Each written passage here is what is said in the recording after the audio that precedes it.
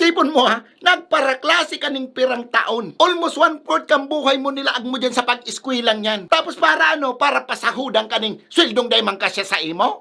Kaya minsan ang iba nakakaisip na nagaruday na worth it mag-eskwela. Tapos naghanap kang trabaho, minsan di naman hinahanap ang diploma. Di naman mahalaga kung anong degree mo. Ang hinahanap, may bakir ka, isay bistado mo. Ha, ano, gwapo ka, magayong ka, ano?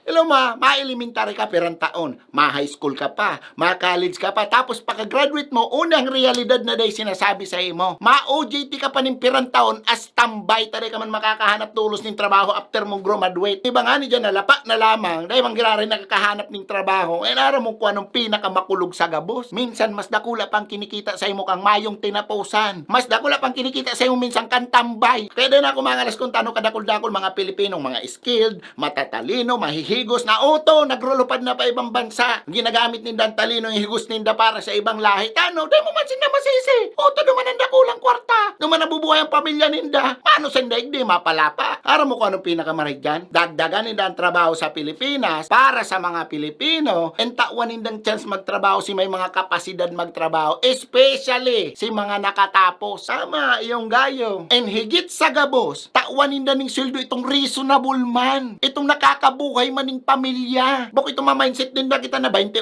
pesos kasya rin sa imo sa